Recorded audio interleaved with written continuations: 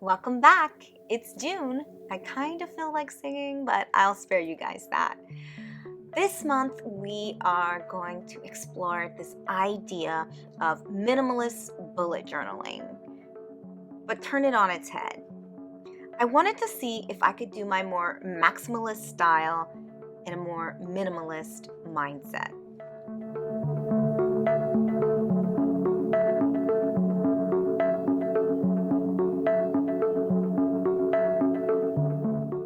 I decided to revisit Chinoiserie, one of my favorite aesthetics.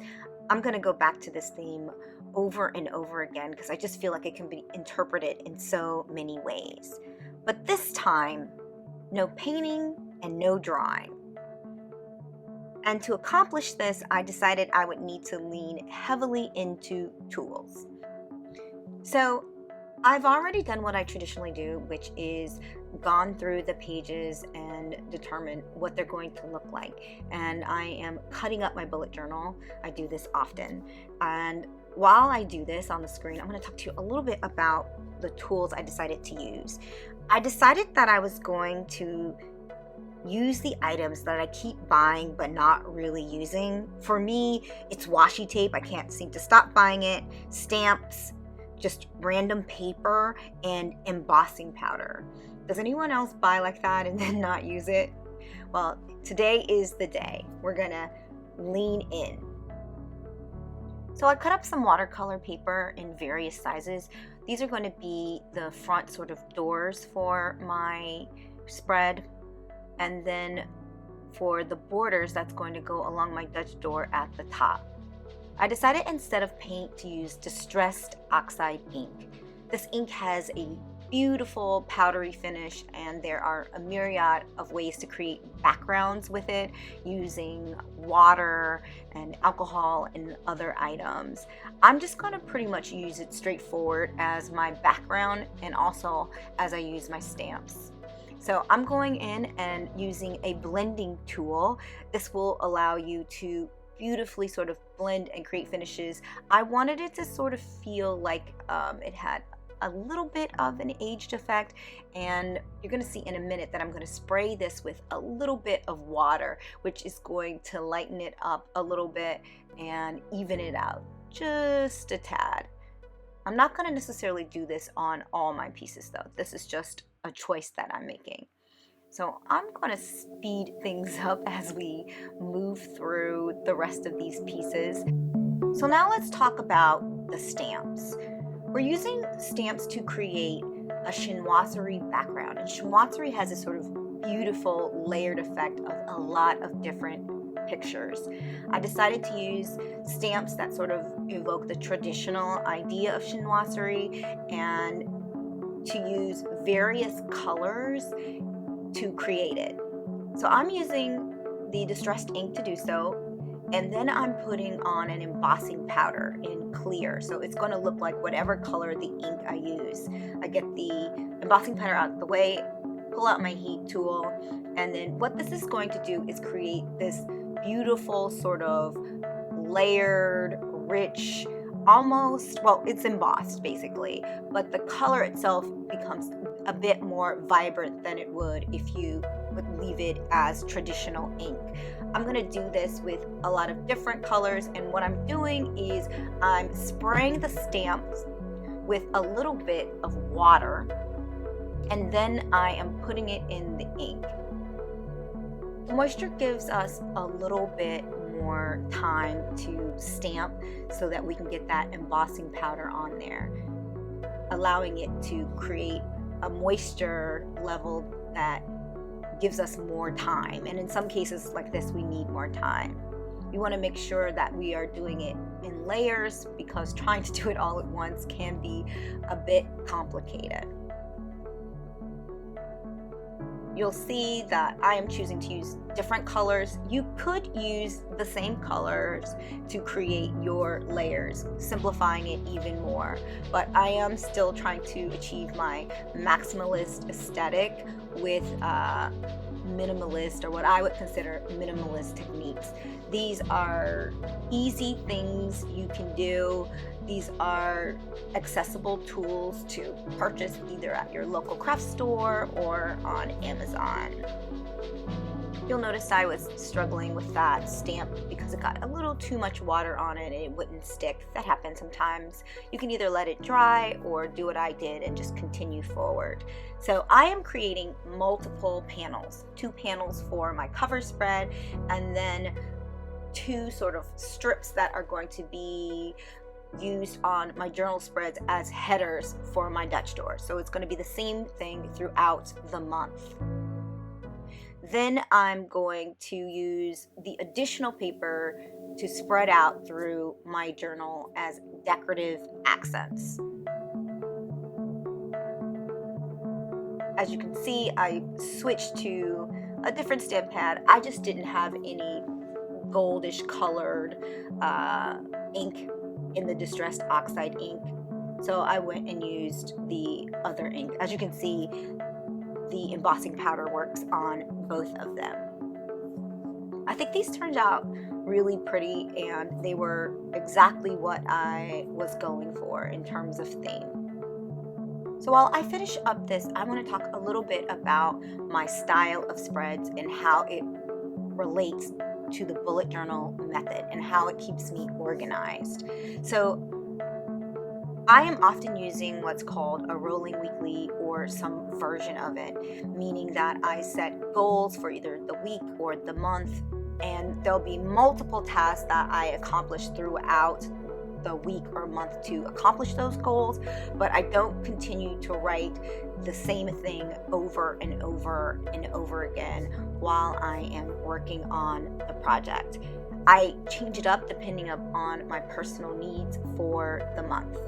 So what you'll see here is my Dutch door panels. These are sort of this idea of doors that open up, but these are going to open up to the side. So underneath these panels, you're going to see all of the organizational elements that I need throughout the month. My monthly calendar, my bill breakdown, my trackers, all those items sort of live underneath the decorative item.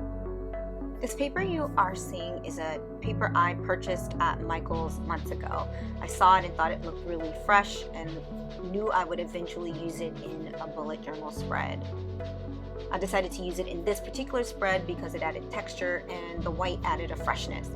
I toyed with coloring it, but ultimately decided not to. So I cut down the panels and the paper to size to fit my journal. Having options in the length gives me options of patterns to use at the top of my journal. I can cut it any way that I wish. You can see here that I'm using a circular cutout from my bullet journal as sort of a little button in between my doors. Again, I'm using the embossing powder to sort of create interest, but these again are really easy things you can do if you have tools. I should have used my clear embossing pen. You're going to see a little bit later where the black ink shows through. I had options, but I chose the black because I kind of wanted to be able to see what I was doing. And when you use the clear embossing pen, not so much. So here are the detailed spreads that I was telling you about. I like to keep an overall view of the calendar on hand for the month. I usually go in and put in specific little keys, details, stickers to sort of let me know what those dates mean. Throughout the month, it's like quick visuals. And then on the side, I'm writing anything that may be important, and on the bottom, when my bills are due. Now, normally I do separate calendars for my trackers, but this month, in the vein of simplicity, I decided to just use one tracker for everything for the whole month, with the exception of my mood tracker. I started tracking packages in and out these last few months, and it has been a game changer so that I don't forget items, because sometimes things will be late and then I won't really think about it for weeks at a time because it may not have been something that I really needed, but something I saw at the moment and didn't want to forget and ordered it. I added an Audition Tracker to my spreads this month, and in addition to that, I also tried to keep the spreads really, really simple. It's just a line, the date, and the day. That's really all I need, but in other months I get more detailed. I wanted to include some inspirational quotes this month. I had a lot of things to do, and there were a lot of things on my mind in May already for the month of June in terms of all the things I needed to accomplish. So I decided to create a few quote pages. If I had this to do over, this section right here, I would have created it all blue ink first, and then went in and added the colors and the stamping post instead of going into these little areas. I think it would have looked better, but this is part of the process. Not everything is like really well thought out, and in the end I think it looked pretty good. I just think it might have looked a little bit better if I had done it the other way. I'm still working on my handwriting or calligraphy. I suck at this. I really want to get better at it, but I really do think I probably should take a class rather than watching YouTube videos here and there. Again, I'm using the embossing powder to create the metallic foil sheen, really just to create visual interest. I just love things, not necessarily that sparkle, but that sort of elevate things to a different level. The washi tape just adds something to the pages. I found this really thin washi tape in lots of colors that I purchased on Amazon, and I thought it would be really useful. And after using in this spread for June, I think that I'm gonna lean in a little bit more into washi tape, specifically for creating these sort of borders on my pages. It was really quick and I think really added some beautiful impact to my pages. I love these Dutch doors. It's a little bit of whimsy, but it's also super functional. If you don't want to have a border at the top, you could create the border at the top to have your goals for the month or things you want to track, so that every week it's right there for you. So this mood tracker is going to be leaning heavily into stamps again. I am using some florals in various sizes. I decided green because it's fresh and went with the overall theme, and then I'm going to go in and color these flowers different colors throughout the month.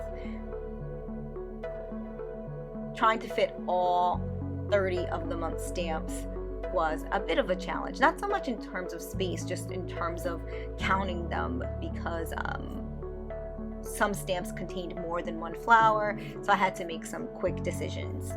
I have a quote that I'm going to put in here that's motivating me for the month. I decided to write it in green, but then I went back in later and added gold and then added a different color. It was a little bit messy, but the overall point is there. If you visit me on Instagram, you'll get to see these trackers finish. I upload the mood trackers at the end of the month so you can see how it came together. I'm doing a 30-day fitness challenge. However many minutes a day, I just must move, whether it's 5 minutes or 50 minutes. Plus, I wanted to really lean into the mindfulness of the month, so that back page is my line a day. I usually have a space in my journal where I write things that I am grateful for, but I don't necessarily lean into that daily. This month, I want to lean into this idea of being mindful of the day, so a line a day, whether it's something I'm grateful for or something that was really on my mind throughout that particular day. Overall, I'm really happy with this spread, and I think it came together really quickly in terms of the time that I usually put into my bullet journal, and really beautifully. I hope maybe you can use some of these ideas to do your own bullet journal spread in a maximalist way with a minimalist mindset. Let's take a look at the month. I love the final flip through. You really get to see the overall impact. One of the things I thought about once I got to the end of this spread was I really wished I had used some of that additional paper that I purchased again. I used it at the beginning, but then neglected to incorporate it into my other pages. Really only because I put it away and got it off of my desk, so out of sight, out of mind. You won't see it here, but I eventually did go back and add drop shadows. You can check my Instagram page to see that. But the quote reads, "Don't be pushed by your problems, be led by your dreams." And the quote at the back reads, "If you are willing to accept that good things can come easily to you, then they will. Release resistance and expect miracles." If you like this content, please take the time to subscribe, hit that bell, and like, and let YouTube know this is the type of content that you like. I'll see you next month.